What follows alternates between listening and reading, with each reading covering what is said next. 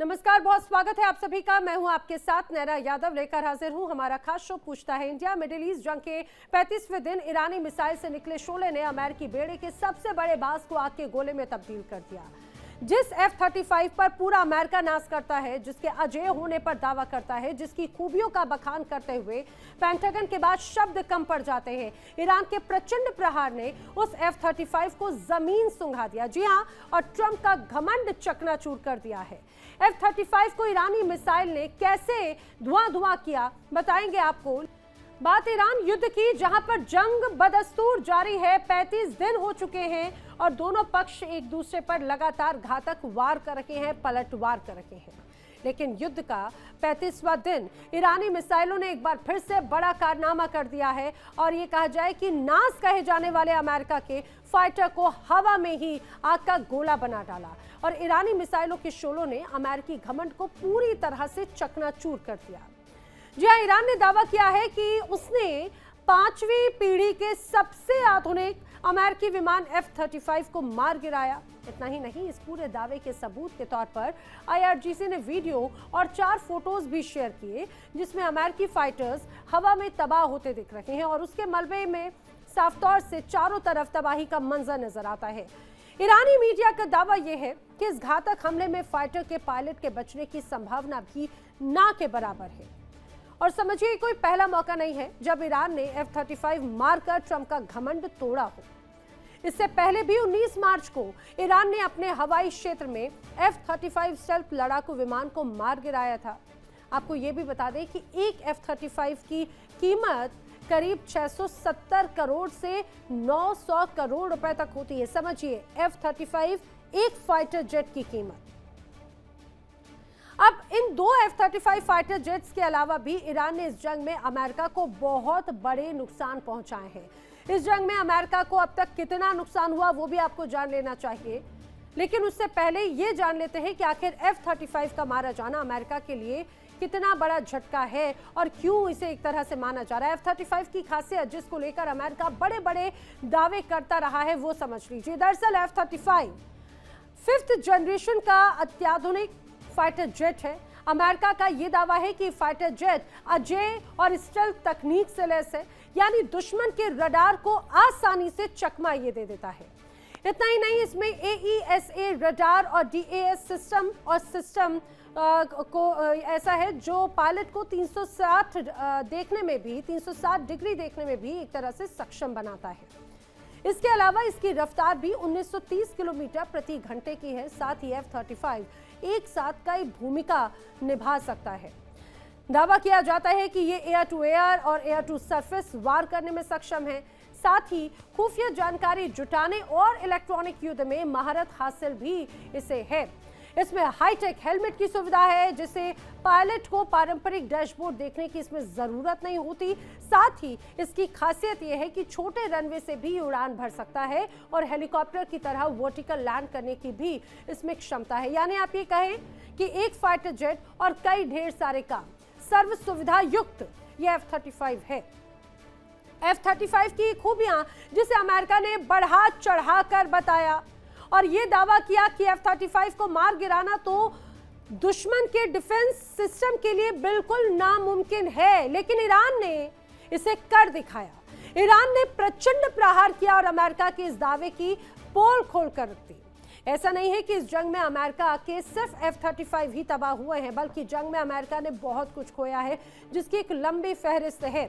अब एक आंकड़ा यह बताता है कि इस जंग में अमेरिका के अभी तक करीब $3 अरब से ज्यादा के साजो सामान नष्ट हो चुके हैं। इनमें अलग अलग तरह के 20 विमान शामिल हैं। 2 F-35 तो ध्वस्त हो ही चुके हैं। 1 दर्जन से ज्यादा MQ-9 ड्रोन भी मार गिराए गए हैं। इसके अलावा कुवैत में 3 अमेरिकी F-15 फाइटर जेट भी मार गिराए गए। हालांकि इसके पायलट सुरक्षित जरूर कहा जा रहा है कि बच सकते हैं, लेकिन दावा यह किया जा रहा है कि पायलट सुरक्षित बच पाने में फिलहाल कामयाब हो गए थे। इतना ही नहीं, ईंधन भरने वाले 4 इंजनों का भी विमान KC-135 स्ट्रेट टू टैंकर भी इस जंग में नष्ट हो गया और इसके चालक दल के सभी 6 सदस्य भी मारे गए। सिर्फ विमान ही नहीं, जमीन पर आधारित महंगे रडार सिस्टम को भी भारी नुकसान पहुंचा है। 10 अमेरिकी रडार साइट्स पूरी तरह से तबाह हो चुके हैं। इनमें सबसे बड़ी तबाही थी कतर के अल उदीद एयरबेस पर AN/FPS 132 साइट की तबाही। इसके अलावा सऊदी अरब के एयरबेस पर AN/TPY-2 रडार पर हमला हुआ। AN/TPY-2 को थाड बैटरी का अहम हिस्सा माना जाता है और थाड इंटरसेप्टर AN/TPY-2 के बगैर एक तरह से अंधे हो जाते हैं। वहीं ईरानी मिसाइलों ने अमेरिकी विमान वाहक पोत USS अब्राहम लिंकन को भी निशाना बनाया। हॉर्मुज़ स्ट्रेट के पास में ईरानी हमले के बाद में USS अब्राहम लिंकन को पीछे हटना को एक तरह से वो मजबूर हो गए, उन्हें पीछे हटना पड़ा। अब जिस तरह से F-35 ध्वस्त हुए, उसके साथ ही ध्वस्त हुआ है अमेरिका का गुरूर भी। बड़े सवाल ये है कि अमेरिका के F-35 को मारकर ईरान ने अमेरिकी दावों की क्या पोल खोल दी है? ईरान के डिफेंस सिस्टम को तबाह करने का ट्रंप का क्या दावा झूठा निकला? आखिर किसके सहयोग से ईरान का डिफेंस सिस्टम इतना इफेक्टिवली काम कर रहा है, ये बड़ा सवाल है। और करेंगे चर्चा खास मेहमानों के साथ में, इन तमाम सवालों के जवाब जानने की कोशिश करेंगे। Retired colonel TP Tyagi ji मेरे साथ एज अ रक्षा विशेषज्ञ कनेक्ट हो रहे हैं। रक्षा विशेषज्ञ के तौर पर रिटायर्ड विंग कमांडर आलोक सहाय मेरे साथ कनेक्ट हो रहे हैं। विदेश मामलों के जानकार रिटायर्ड निपुण आलम बायन जी मेरे साथ में कनेक्ट हो रहे हैं। ईरान मामलों के जानकार असलम रिजवी जी कनेक्ट हो रहे हैं। अमेरिका से पत्रकार अमर मस्तिकान मेरे साथ में इस चर्चा में शामिल है। आप सभी खास मेहमानों का बहुत स्वागत है। मैं चर्चा की शुरुआत आलोक सहाय जी आपसे करना चाह रही हूँ, क्योंकि F-35 आपने देखा होगा भारत में भी कई युद्ध विमान हैं और कई बार सॉटी होती हैं, और हमने सुना है कि ईरान में जब ये हमले हुए तो इस दौरान कई रिकॉर्ड तोड़ सॉटीज हुई हैं। 11,000 से ज्यादा बार ये कहा जाए कि ईरान पर हमले करने के लिए, लेकिन वो तमाम सॉटीज भी कुछ काम नहीं कर पाई क्योंकि F-35 जैसे फाइटर जेट ध्वस्त कर दिए गए। ये इसे किस मायने में देखते हैं सर? नैना जी, ये एविएशन, मिलिट्री एविएशन में एक बहुत ही बड़ा लैंडमार्क है जो F-35 को अब ईरान मार रहा है। उसका कारण बिल्कुल स्पष्ट है। क्या हो रहा है मैं आपको बताना चाहता हूँ। ये F-35 जो है स्टिल्थ मारा जाता है। स्टिल्थ की इसकी टेक्निक कैसे है कि इसमें एक तो ये जो रडार के वेव्स आते हैं उसको ये रिटर्न नहीं करके स्कैटर कर देता है, और जितने बचते हैं उसको उसका पेंट ऐसा लगा होता है जिसको वो एब्जॉर्ब कर लेता है, जिसके कारण रडार इसको देख नहीं पाता है। अभी ईरान ने एक नई तकनीकी का इस्तेमाल करना शुरू किया है जिसको बोलते हैं electro optical and infrared tracking system. ये क्या है कि ये कोई भी रेडिएशन नहीं भेजता है। ये क्या, जब जहाज उड़ रहा होता है तो उसके एग्जॉस्ट से एक वहां जो हीट जनरेट होती है और टेम्परेचर जो जहाज के बॉडी की टेम्परेचर होती है उसके डिफरेंशियल को पकड़ करके ये सीकर होता है, पैसिव सीकर, ये अपने टारगेट को पकड़ता है और उससे लॉक होता है मिसाइल। इसमें दो एडवांटेज होती है, एक तो लॉक सक्सेसफुली कर ले रहा है, और दूसरी हालांकि F-35 में IR एंटी IR सिस्टम्स हैं, लेकिन अभी जो इनके पास रडार है जो इस्तेमाल टेक्निक कर रहे हैं, जैसे माजिद एयर डिफेंस सिस्टम अभी ईरान इस्तेमाल कर रहा है, एक दो और है जिसमें ये जो इनका इंफ्रारेड का जो एंटी सूट है वो काम उतनी अच्छी तरह नहीं कर रहा है। तो ये हीट सिग्नेचर से पकड़ के और टारगेट को लॉक करके और जाके मिसाइल उनको मारती है, कोई रेडिएशन नहीं भेजते हैं। इसका असर ये होता है नैना जी कि मिसाइल आ रही होती है, पायलट को पता भी नहीं चलता है, कोई वार्निंग नहीं मिलती है। अन्य केसों में क्या होता है, जैसे ही आपको लॉक किया जाता है पायलट को कॉकपिट पे एक लॉकिंग की वार्निंग आती है, इसमें वो नहीं आ रही है। और इवन कि आप देखिए इसकी जो वीडियो आ रहा है नैना जी, बहुत ही इंटरेस्टिंग वीडियो है। मिसाइल एयरक्राफ्ट को हिट कर रहा है, उस समय तक एयरक्राफ्ट कोई इवेसिव मैन्यूवर, मतलब शार्प मैन्यूवर करता है जहाज अपने आप को बचाने के लिए, वो नहीं कर रहा है। उसको पता ही नहीं है उसको मिसाइल आके लगने वाली है, तो ये करना उसने शुरू कर दिया है। और इसमें अमेरिका को बहुत ही बड़ी हानि हो रही है। कई जहाज उसके हिट हुए हैं, हाँ, हिट होने पर पूरी तरह डिस्ट्रॉय हो गए या हल्के डिस्ट्रॉय हुए, इमरजेंसी लैंडिंग कर पाए, ये सब विवाद का विषय है। लेकिन नैना जी, ये मिलिट्री हिस्ट्री में एक बहुत बड़ा लैंडमार्क टर्न है, क्योंकि अमेरिका जो ये दावे करता रहा है कि F-35 उसका इनविंसिबल है और अनडिटेक्टेबल है, वो मिथ अब टूट गया है।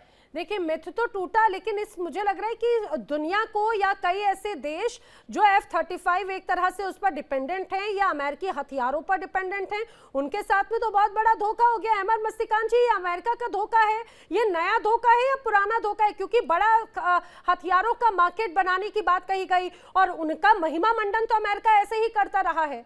ये तो अमेरिकी जनता के भी सामने आ गया कि किस तरह से धोखा है ये।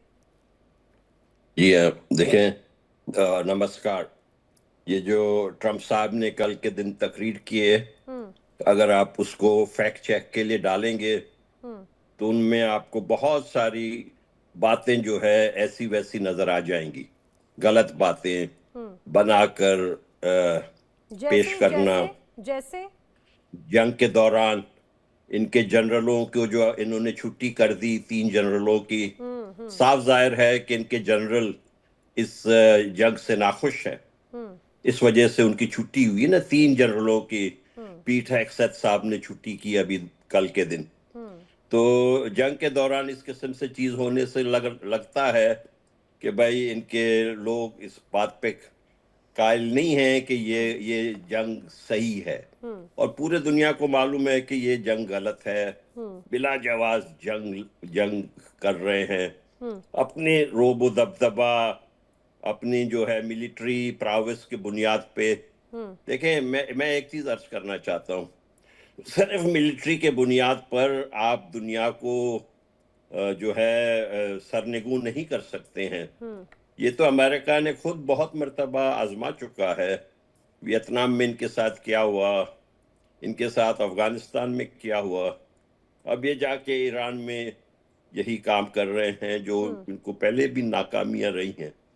और बहुत ये हद से ज्यादा जो है खराब सिचुएशन है।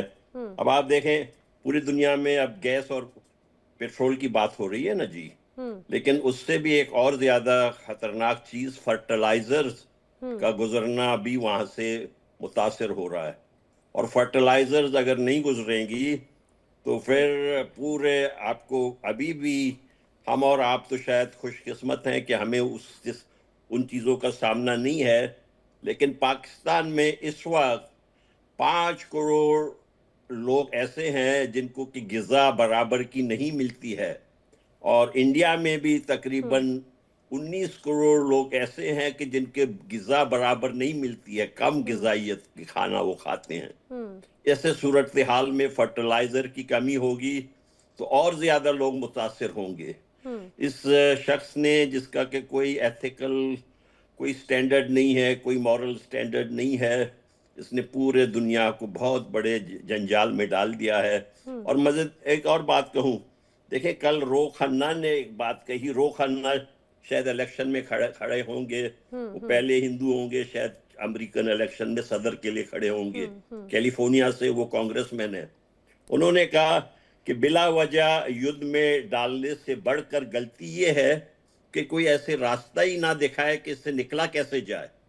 अब जो कल ट्रंप साहब ने तकरीर की उसमें बहुत बड़ी बड़ी बड़कियां मारी, लेकिन ये नहीं कहा कि भाई हमें कब निकलना है, ऐसी कोई बात नहीं की। और कहा कि हम ईरान को स्टोन एज में भेज देंगे। ये ऐसा लग रहा है कि पहले शायद प्लानिंग होगी, उसके बाद में वो शायद उस चीज को तय नहीं कर पाए, या उन्हें ये कहा कि भाई अभी ये युद्ध इस रूप में छोड़ना एक तरह से कहा जाए छवि खराब करने जैसा हो सकता है, इस युद्ध को आगे बढ़ाना भी छवि खराब करने जैसा हो सकता है, इसीलिए इस पर कुछ कहा नहीं जाए। लेकिन अब अनाउंसमेंट हो चुका था तो नपे तुले शब्दों में वही पुराना ये कहा जाए कि रिपीटेशन, अपनी बातों को दोहराते हुए नजर आए वो। ये देखें, अब मसला ये है कि ये चाहते क्या है। अब इनके गोल्स क्लियर नहीं है ना जी। देखिए वहां पर ईरान की तरफ से कमाल खराजी, उनके बहुत सीनियर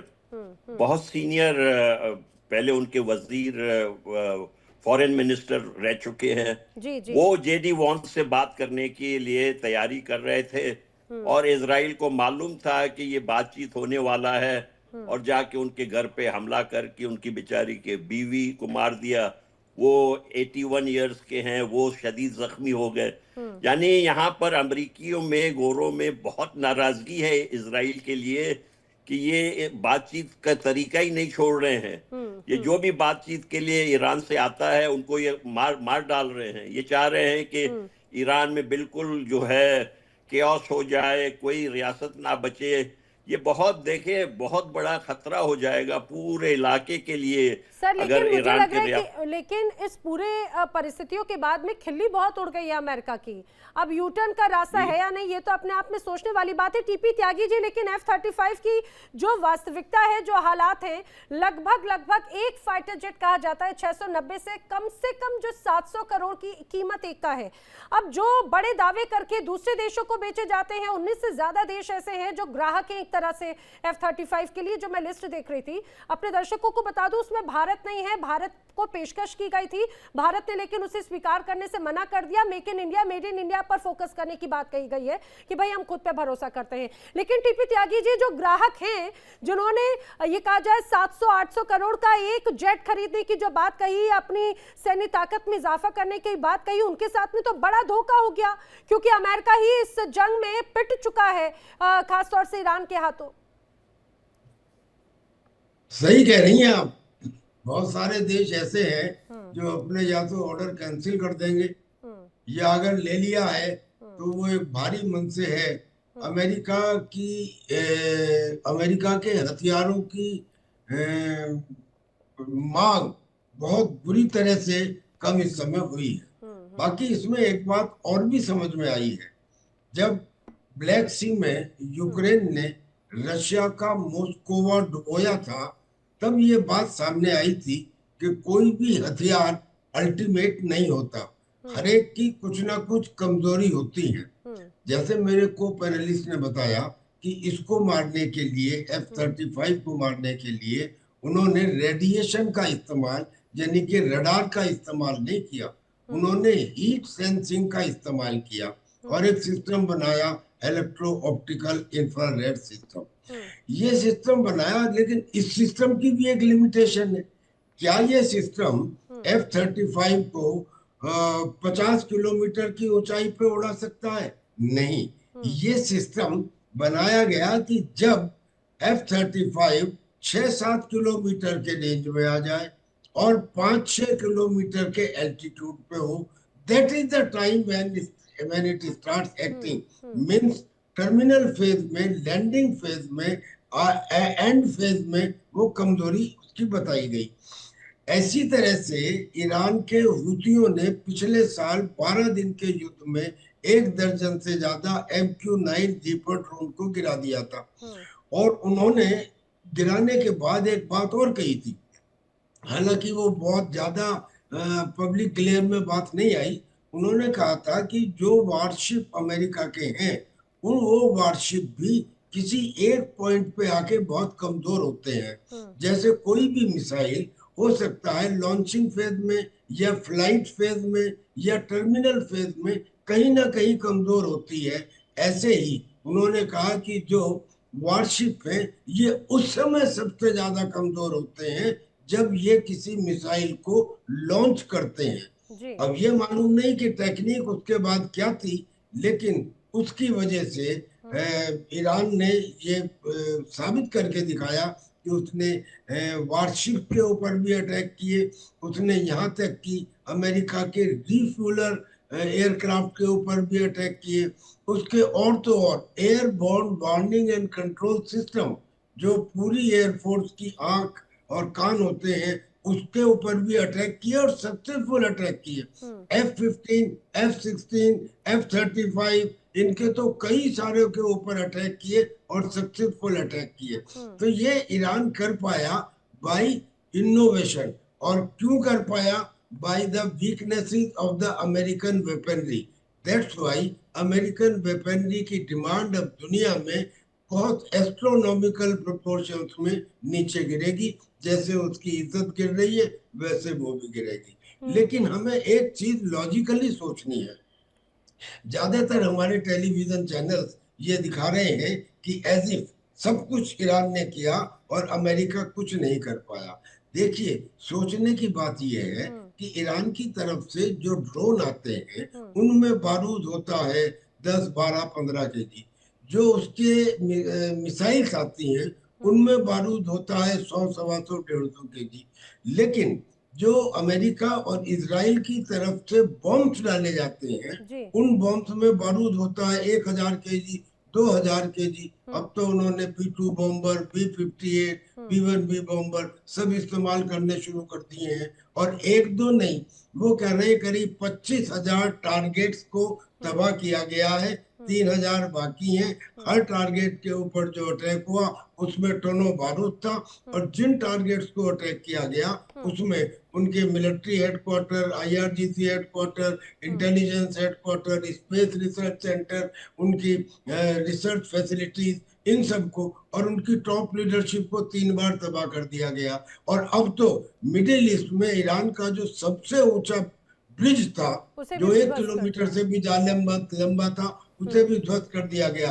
यानी क्या ईरान के लॉसेस जो है ये दिखाई नहीं देते? क्या ये इजराइल के लॉसेस से कहीं कहीं कहीं ज्यादा नहीं है? लिहाजा जो पिक्चर पेंट की जा रही है वो ये तो क्लियर है कि अमेरिका को ने कभी सोचा नहीं होगा। हम लोग भी परेशान है, मतलब आश्चर्यचकित हैं कि खुद अमेरिका के ही एजेंसी F-35 ये कह रही है कि उसके 50% लॉन्चर और मिसाइल अभी भी जखीरे में इससे है। यही तो बड़ी सोचने वाली बात है। हालांकि अमेरिका का तो इतिहास रहा है युद्ध का।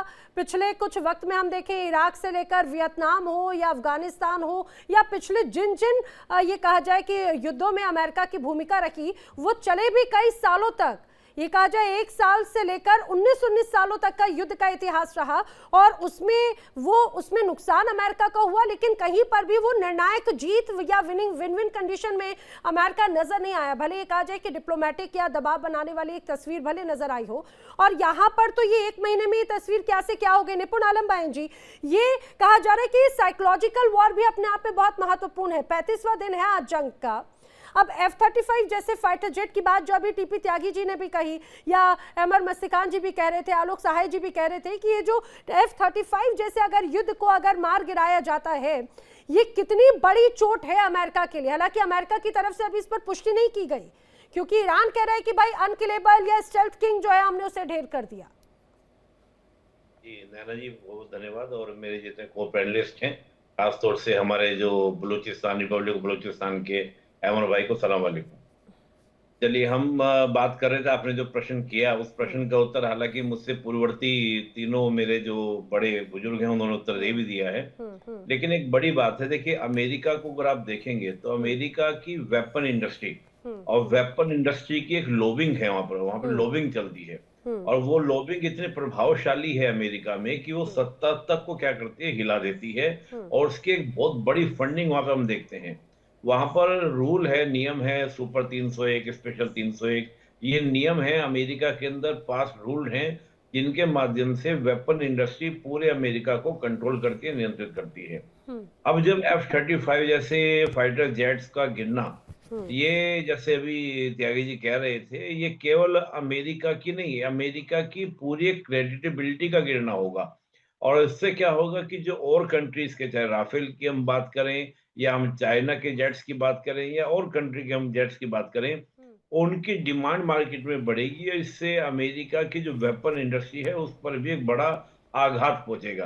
और ये निपुण निश्चित जी, रूप से लेकिन सिर्फ अमेरिका की F-35 ही नहीं, आप अपनी बात पूरी कीजिएगा। अभी हमने हाल ही में इस युद्ध में देखा, चाहे बात S-300 की हो, तमाम डिफेंस सिस्टम्स की हो, वो तमाम ये ऐसा लगता है कि वो खाली ही साबित हुए। तो अब तो साउथ कोरिया, जापान जैसे देश भी सवाल पूछेंगे, और अब उनका एक तरह से माइंड डाइवर्ट भी होगा, इसमें भी कोई बात नहीं है, इसमें कोई शक नहीं है। और इन 35 दिनों में इजराइल जो बड़ी सैन्य ताकत का जिक्र करता, अमेरिका जो बड़ी सुपर पावर का जिक्र करता था, वो तो सारी चीजें एक तरह से धुल गई हैं।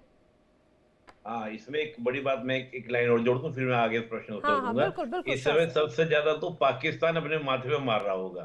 पाकिस्तान ये बड़ा F-15 मेरे पास है, F-16 मेरे पास है, ये है वो है, वो बैठ के करा होगा कि मैं क्या लेके बैठा हुआ हूँ। जब 35 गिरा देते हैं तो 15, 16 की तो औकात क्या होगी। देखिए यही बात है। और जो आपने कहा साइको वॉरफेयर, देखिए साइको वॉरफेयर तो इतना प्रभावी होता है कि हम कभी भी, चाहे फर्स्ट वर्ल्ड वॉर में देखें, सेकंड वर्ल्ड वॉर में देखें, बड़ी बड़ी सेनाओं के परखच्चे उड़ा दिए गए हैं साइको वॉरफेयर में। अगर अमेरिकन फोर्सेस के बीच में ये मैसेज जाता है बहुत अच्छे से कि इस प्रकार से हमारे एयरक्राफ्ट को गिरा दिया जा रहा है, तो मुझे लगता है कि वहां पर जो ग्राउंड ऑपरेशंस की बात अमेरिका कर रहा है कि हम ग्राउंड ऑपरेशंस करेंगे, तो वो शुरू होने से पहले ही खत्म हो चुका है। और देखिए आज की स्थिति अमेरिका की ये है कि नाटो का कोई कंट्री साथ देने को तैयार नहीं है। पाकिस्तान भी अपना जो गेट है वो देने को तैयार नहीं है। अगर ग्राउंड ऑपरेशन अमेरिका करेगा तो कहां से करेगा? पाकिस्तान से करेगा। पाकिस्तान अपनी नई तरह की खिचड़ी बनाने का प्रयास कर रहा है। तो जो एक चीजें होती हैं, चाहे वो हम स्ट्रेटेजिकली बात करें या हम डिप्लोमेसी में बात करें या हम बात करें कि जिस प्रकार की एक गुडविल, एक इमेज होती है, उन सारे एरियाज में अमेरिका लगातार क्या हो रहा है? डाउन हो रहा है। और इसका सीधा इम्पैक्ट केवल और केवल अमेरिका की फोर्सेस पर नहीं, अमेरिका की पॉलिटिक्स पर भी पड़ेगा। कि अमेरिका की पॉलिटिक्स में जिस प्रकार के घटनाक्रम या चेंजेस हमको देखने को मिल रहे हैं, आप सोचिए एंड टाइम पहले जब ग्राउंड ऑपरेशन की बात अमेरिका कर रहे हैं तो आर्मी के जनरल को बदल देना, बिल्कुल, ये इतनी बड़ी बात है कि आप ऑपरेशन करने का स्टार्ट करना चाह रहे हैं, उससे पहले बदल देना और उसके बाद आपके हमले। मैं मानता हूं कि अमेरिका ने ईरान को बहुत नुकसान पहुंचाया है। आज हम देख रहे थे अमेरिका ने ये भी कहा कि हम जो इलेक्ट्रिक है पूरा जो उनका पावर ग्रिड वगैरह है उन सबको हम ध्वस्त कर देंगे। आज इंफ्रास्ट्रक्चर पे भी ईरान पे अटैक हुआ है। तो निश्चित रूप से ईरान को काफी समय लगेगा, दशक लग जाएंगे इन सब चीजों से उभरने में। लेकिन अमेरिका देखिए कहते हैं बहुत ताकतवर व्यक्ति को एक थप्पड़ लग जाए और अगर कोई कमजोर व्यक्ति है उसको चाहे आप कितना ही पीट लें उतना फर्क नहीं पड़ता है, लेकिन एक ताकतवर व्यक्ति को अगर आपने थप्पड़ भी लगा दिया उसकी चर्चा, उसकी गूंज ज्यादा होती है। तो अमेरिका कहीं ना कहीं उस ट्रैप में जा रहा है जिसमें इजराइल उसको खींच कर लाया है और अभी भी अमेरिका ये नहीं समझ पा रहा कि मैं इससे एक कहते हैं स्पेस सेविंग पास कैसे निकले ताकि मैं इससे बाहर निकल जाऊं। और यहाँ पे कहीं ना कहीं त्यागी जी ने एक बहुत अच्छा पॉइंट छेड़ा, वो भी बड़ा इंटरेस्टिंग बात है। परसों एक रिपोर्ट अमेरिका की ओर से आई कि 40% उन्होंने अपने मिसाइल यूज कर लिए हैं। आप सोचिए 40% मिसाइल अगर वो यूज कर दिए हैं, उनको 4-5 साल लगेंगे दोबारा से उन सारे मिसाइल्स को बनाने में। और 4-5 साल के लिए जो रेयर अर्थ मिनरल्स उनके लिए चाहिए, कल को अगर चाइना मना कर देता है और उस स्थिति में चाइना और अमेरिका हेड टू हेड सामने हो जाएं, उस स्थिति में तो अमेरिका अपने आपको नेग्लेक्ट कर दिया है कि आइए आपको मार दीजिए, हिट कर दीजिए। तो जो ये एक ट्रेजेडी भी हो सकती है। और देखिए कहा भी जाता है कि वेनेजुएला के बाद जिस प्रकार से अमेरिका मुझे लगता है ओवर कॉन्फिडेंस का शिकार हुआ और उस ओवर कॉन्फिडेंस में कहते हैं ना फ्रंट फुट पे आके खेल रहा था अमेरिका। मैं तो उसी समय से बार बार बोल रहा हूं जब से इन्होंने वॉर ऑफ डिपार्टमेंट यानी कि डिपार्टमेंट ऑफ वॉर यानी कि डिफेंस डिपार्टमेंट को बदल के डिपार्टमेंट ऑफ वॉर किया। मैं उस दिन से मान रहा था कि अमेरिका अपने आप को बहुत ही अग्रेसिव लेके जा रहा है और उस अग्रेसिव स्टैंड में गलती होगी, कहीं ना कहीं अमेरिका से वही चूक हुई है। लेकिन मुझे लग रहा है कि क्या वही जो हर बार मैं कहती हूँ कि ये मिसकैलकुलेशन का ही एक नतीजा है, जो कहा कि बड़े अग्रेशन के साथ में नजर आ रहे थे 2026 में, ऐसा लग रहा था कि भाई सुपर पावर के साथ में पूरी दुनिया के किंग बन जाएंगे। मिसकैलकुलेशन एक तरह से ईरान के साथ में हो गया, बड़े अग्रेशन जो साफ तौर से नजर आ रहा था। लेकिन रिजवी साहब, इस दौरान ये जो तमाम खबरें और जो चर्चा हो रही हैं, ये ईरान के लिए तो बड़ी अच्छी कहा जाए कि पॉजिटिव खबर होगी, क्योंकि ईरान ने खासतौर से अमेरिका को बड़ा झटका दिया है। लेकिन इसमें भी कोई शक नहीं कि ईरान को भी बहुत बड़े झटकों का सामना करना पड़ा। बड़ा इंफ्रास्ट्रक्चर, पहले ही अर्थव्यवस्था बहुत ज्यादा डाउन थी, अब ऐसे में बड़ा इंफ्रास्ट्रक्चर के तौर पर जो एक बड़ा नुकसान हो रहा है। सबसे महत्वपूर्ण बात है कि आखिर यहाँ पर चेहरा कौन है असलम रिजवी जी, चीजों को लीड करने वाला, संभालने वाला, आगे लेकर जाने वाला? बहुत बहुत शुक्रिया, नमस्कार नैना जी, आपका भी और हमारे काबिल एहतराम जो पैनलिस्ट हैं, उन्होंने भी आज बहुत अच्छी बात कही। आज जो F-35 की बात की जा रही है, ये वो न्यूज़ है कि जो 2 मुल्कों के लिए मातम लेकर आई है। यानी 2 मुल्कों के लिए ये बैड न्यूज़ है। एक तो खुद अमेरिका के लिए है और दूसरी बैड न्यूज़ जो है वो पाकिस्तान के लिए है, क्योंकि पाकिस्तान के पास F सीरीज़ के बहुत से अमेरिकन एयरक्राफ्ट पाए जाते हैं। उनकी नींद उड़ गई होगी। ये दूसरी बार ऐसा हुआ है कि F-35 ईरान ने गिराया है। अमेरिका का वो गुरूर, जैसा कि आपने शुरू में बहुत अच्छी बात कही कि उसका गुरूर था F-35, उसे ईरान ने चकनाचूर कर दिया। मैं आपसे बिल्कुल 100% इत्तेफाक रखता हूँ कि आज अमेरिका का गुरूर टूट गया। पाकिस्तान ने शायद ये सोचा होगा कि पहली बार तो वो अंधेरे में जो है तीर लग गया, लेकिन जब दूसरी बार F-35 ईरान ने गिराया तो दुनिया ने अमेरिका की कमज़ोरी को भी देखा और ईरान की ताकत को भी मुलाहजा किया। वाक़ई हमारे जो पैनलिस्ट हैं, हर एक ने, हमारे अहमर भाई से हमारी रोज़ मुलाकात होती रहती है, बहुत ही खूबसूरत तजज़िया करते हैं, अल्लाह इनको अच्छा रखे। जी मैं जी जो बात कहना चाहता हूँ वो ये कि मुझे प्लीज़ 2 मिनट दे दीजिए, बहुत इम्पोर्टेंट बात जी करना जी चाहता बोलिए हूँ मैं। बोलिए, जरूर। नैना जी, देखिए, बहुत से लोगों ने ये कहा कि साहब अमेरिका ने ईरान का बहुत बड़ा नुकसान किया। इसमें कोई शक नहीं कि जब नुकसान को तराजू के दो पलड़े पर रखा जाएगा, अमेरिका के और ईरान के, तो ईरान का नुकसान हर एतबार से बहुत ज़्यादा है, लेकिन ईरान इस नुकसान को कवर कर लेगा। अभी तक क्या था, जंग से पहले हुर्मुज़ खुला हुआ था, लेकिन अब हुर्मुज़ जो है बंद कर दिया गया है। ईरान में वहाँ की जो गवर्नमेंट है उसने ये पास कर दिया है कि अब हम वहाँ से टोल टैक्स लेंगे, इसमें तकरीबन 750 बिलियन ईयरली जो है इनकी आमदनी होगी, और ये वो रकम है कि जिससे बड़े बड़े जो ब्रिज टूटे हैं या हॉस्पिटल या स्कूल या बिल्डिंग, ये सब 6 महीने में कवर कर लिए जाएंगे, ये ऐसा एक्सपर्ट का मानना है। दूसरी बात आप देखिए कि ये ईरान ने यकीनन कि तमाम चीज़ें खोई हैं, लेकिन अमेरिका ने क्या खोया? अमेरिका का जो सुपर पावर का जो अंदाज था, जो खौफ था, वो ख़त्म हो गया। वो नाटो कि जो कभी भी अमेरिका के मुकाबले में खड़ा नहीं हो सकता था, उस नाटो ने ठेंगा दिखा दिया अमेरिका को। और स्पेन की जो वो थी, आपके वज़ीर दिफा जो थी, उन्होंने भी खुलकर ये ऐलान किया कि हम अमेरिका को अपना स्पेस नहीं देंगे। कभी आपने सोचा था कि अमेरिका की इतनी ज़िल्लत होगी, अमेरिका इतना गिर जाएगा कि श्रीलंका जैसा छोटा सा मुल्क जो बहुत पावरफुल नहीं है, उसने भी अमेरिका की बात नहीं मानी जो अमेरिका ने श्रीलंका से कहा था। तेल के मामले में आप देख लीजिए कि ईरान जो है बड़ी मुश्किल से तेल बेच रहा था। आज ईरान ने तेल की कीमत जो है काफी बढ़ा दी है और जबरदस्त तरीके से ईरान तेल बेच रहा है। ये तो रशिया आपदा पर में सैंक्शन लगाया अवसर था, देख लिया ना वो रिजवी जी, ये सैंक्शन तो हट आपदा में अवसर देख लिया ईरान ने। शायद ये तो बड़ी विन विन कंडीशन हो ही गई है, खासतौर से इन तमाम परिस्थितियों के लिए भी। रिजवी जी बात पूरी कीजिएगा। अवसर फिर मिला है, जी ये अमेरिका को नहीं मिला है, ये अवसर जो मिला है वो ईरान को मिला है, नैना जी। ठीक तो है। इससे कहने का मकसद ये है कि ईरान ने कुछ खोया नहीं है, या कम खोया है, ज्यादा पाया है। ठीक है, मैं अमेरिका ने क्योंकि ये बहुत कुछ आखिर क्या खोया। खोया और क्या अवसर वाली बात है, मैं बाकी गेस्ट का रुख करूं। निपुण जी, जल्दी से मैं चाहूंगी एक बार ये बता दीजिए, इस पूरी युद्ध की परिस्थितियों में नए अवसर किनको मिल गए हैं? क्या चाइना और रशिया के लिए अवसरों की बौछार लग चुकी है? देखिए, इसमें तो नो डाउट नैना जी कि रशिया ने सेलिब्रेशन कर रहा है। रशिया तो जितने मुझे लगता है कि 4 साल में रशिया यूक्रेन वॉर में रशिया को नुकसान हुए, उन सब की उसने भरपाई की आर्थिक रूप से। अब आप सोचिए, कल रशिया ने क्या स्टेटमेंट दिया कि हम इस युद्ध को रुकवाने के लिए पूरा कार्य कर सकते हैं, ईरान को भी हम लोग मना लेंगे। इसका मतलब ये है कि अमेरिका उतना रिलायबल नहीं रहा। और आप देखिए, नाटो जितना पहले वीक हुआ था बीच में रशिया यूक्रेन वॉर से, फिर मजबूत हुआ था, दोबारा फिर नाटो वीक हुआ है। इस मामले में भी स्ट्रेटेजिकली आप देखें तो रशिया को स्ट्रेंथ मिली है, और रशिया एक कहीं ना कहीं ग्लोबल पावर की तरह। चाइना तो साइलेंट है, चाइना तो इकोनॉमिकली सपोर्ट कर रहा है ईरान को। चाइना तो देख रहा है कि जितना लॉसेस हो जाए अमेरिका का उतना अच्छा, क्योंकि ये बात फैक्ट है, आज नहीं तो कल चीन और अमेरिका हेड टू हेड एक दूसरे के सामने होंगे। उस स्थिति में चीन वेट कर रहा है कि जितना लॉसेस होगा उतना ही ज्यादा हम अमेरिका को क्या करेंगे, मार लगाएंगे।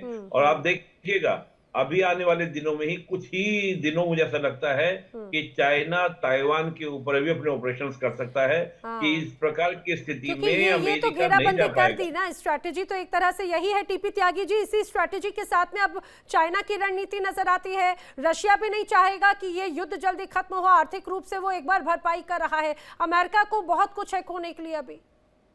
बिल्कुल ठीक है, नहीं है। रशिया की तो यूं समझिए लॉटरी निकल गई, और उसने टिट फॉर टैट भी कर दिया।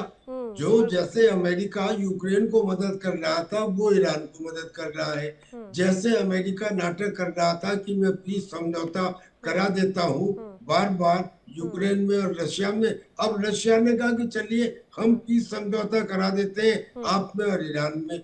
जो उसके ऊपर प्रतिबंध लगे थे उसने नहीं मांगा, अमेरिका को मजबूरी में हटाने पड़े।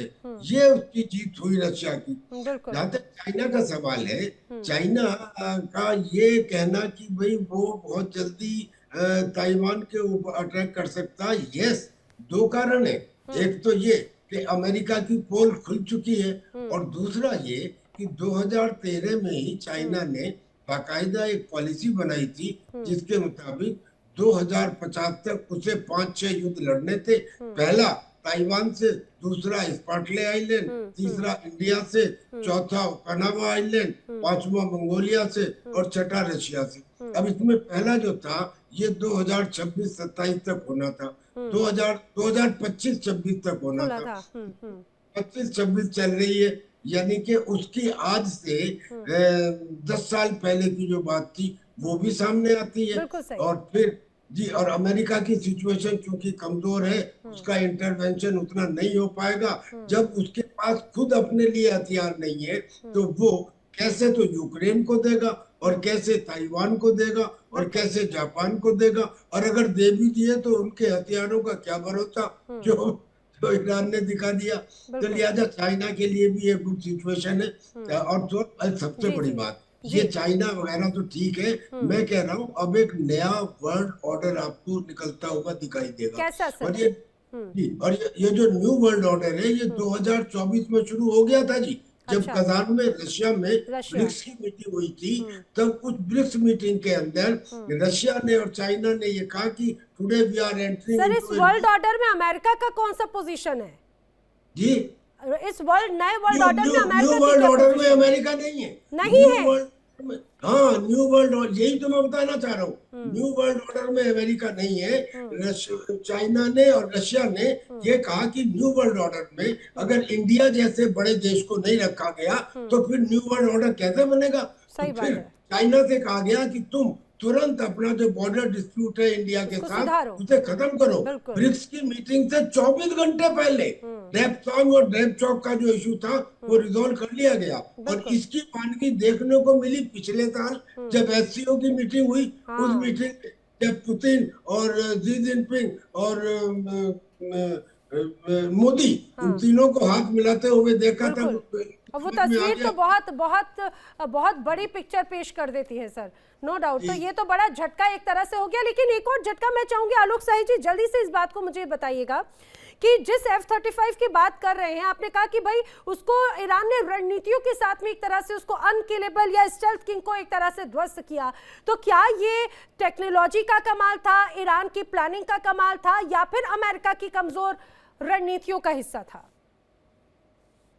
दोनों है नैना जी, मैं बताऊंगा कैसे। क्योंकि ये जो माजिद सिस्टम है ना, इन्होंने 4x4 लाइट टैक्टिकल ट्रक पर इसको माउंट करके रखा हुआ है, और ये काफी ज्यादा मोबाइल है। तो ये क्या कर रहे हैं कि इसको निकालते हैं और इस्तेमाल करके और जल्दी से फिर इसको टनल से अंदर रख कर लेते हैं, ताकि ये छुप जाते हैं जल्दी, और खुले भी किसी भी जगह पर शॉर्ट नोटिस पे इसको डिप्लॉय करके इसका इस्तेमाल करते हैं। लेकिन इसका एक लिमिटेशन है, जैसा कि जनरल त्यागी साहब ने बताया कि ये लॉन्ग रेंज का नहीं है, शॉर्ट रेंज पर। तो F-35 को अब ये कॉशन लेना पड़ेगा कि वो अपना एस्टिमेट्स लगाएंगे कि हम किस हाइट से ऊपर अब उनको ऑपरेट करना है। तो ये अब जो है कैट एंड माउस का गेम चलेगा, और इसमें कोई शक नहीं है कि ईरान ने एक अपना दिमाग लगाया है और उनकी इस कमजोरी को पकड़ा है। अब यूएस के जो फाइटर्स हैं वो अनरिस्ट्रिक्टेड किसी भी ऑल्टीट्यूड पर ऑपरेट नहीं करेंगे, अब उनको सेफ ऑल्टीट्यूड पर ऑपरेट करना पड़ेगा।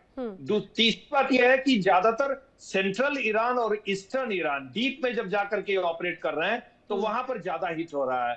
तो इनको अब ये देखना पड़ेगा कि जब आप सेंट्रल और ईस्टर्न ईरान में आपके हवाई जहाज पूरी तरह से सुरक्षित नहीं रह रहे हैं, तो आप ग्राउंड ऑपरेशन की बात कैसे सोचते हैं। नैना जी, एक और चीज शॉर्टकट में बताना चाहूंगा कि अभी अमेरिका जिस गलती से घुसा है इस युद्ध में, उससे भी बड़ी गलती करेगा अगर वो इस समय युद्ध को इस मुहाने पर छोड़ के बाहर निकलता है। यह एहसास ट्रंप को हो चुका है, इसीलिए उन्होंने कहा है कि वो वापस तो लौटेंगे, युद्ध से बाहर आएंगे, लेकिन कम से कम 2-3 हफ्ते बाद। और मुझे अभी भी लगता है कि देखिए अमेरिका ऑल आउट अटैक अभी भी ईरान पर नहीं कर रहा है, क्योंकि किसी भी क्षेत्र पर बमबारी तो वो अनरिस्ट्रिक्टेड कर रहा है। उसने खर्ग आइलैंड के ऑयल संयंत्र पर अभी भी बमबारी नहीं की है। वो जिस दिन चाहेगा 1 घंटे में बर्बाद कर सकता है। 90% of Iranian oil economy will be demolish. तो ये अभी अमेरिका नहीं कर रहा है, लेकिन अगर ईरान जरूरत से ज्यादा आक्रमण करेगा और अमेरिका के पास दूसरा चारा नहीं रहेगा, वो ज्यादा बौखला जाएगा,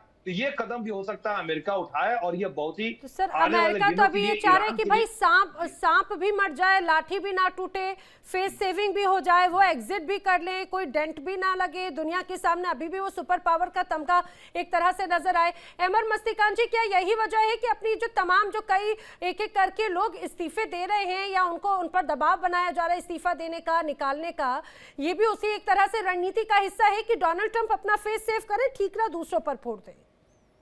जी देखिए, मैं अभी कुछ महीने पहले इनके जो चीफ ऑफ स्टाफ है मोहतरमा सूजी वाइल्स जो इनके बहुत करीबी चीफ ऑफ स्टाफ है, जाहिर है डोनाल्ड ट्रंप के, उन्होंने मौसूफ के लिए कहा कि इनकी जो शख्सियत है वो शराबी वाली है, शराबियों जैसी शख्सियत है।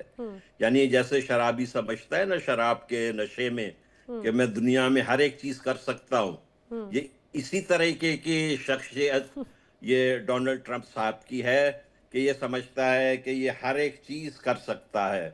ये देखें, इनको ये अंदाजा नहीं था कि ईरान इस तरीके से इनके आगे खड़ा हो जाएगा, और इनको मिसलीड किया गया इजराइल के तरफ से।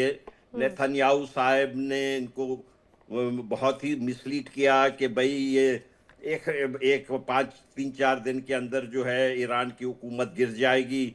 और इसके ऊपर अभी 1 हफ्ते पहले जेडी वॉन्स और नेतन्याहू में काफी गर्मा गर्मी रही। ये जेडी वॉन्स उनसे नाराज हुए कि आप ये क्यों हमें, आपने ये मिसगाइड किया था कि भाई ईरान की हुकूमत तो 2 दिन का काम है। तो ईरान की हुकूमत देखे जिस तरीके से इन्होंने ईरान के ऊपर हमला किया है, ये पूरे शिया आबादी में, पूरे दुनिया में करबला की याद ताज़ा हो गई है। और इनके लिए बहुत मसला होगा, ये नहीं जीतेंगे, यहाँ से इनको बहुत ज्यादा नुकसान होगा।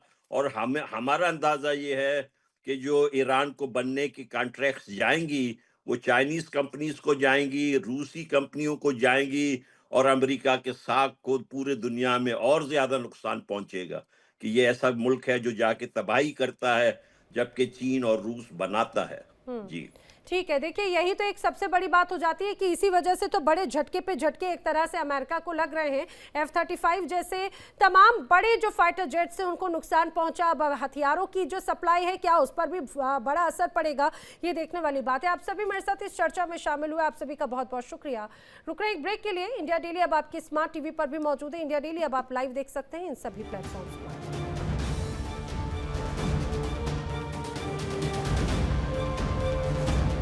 देखिए इंडिया डेली 24/7 अब आपके स्मार्ट टीवी पर। इंडिया डेली मौजूद है सभी डिजिटल प्लेटफॉर्म पर लाइव और लगातार। इंडिया डेली 24/7 हर दिन राष्ट्र को समर्पित।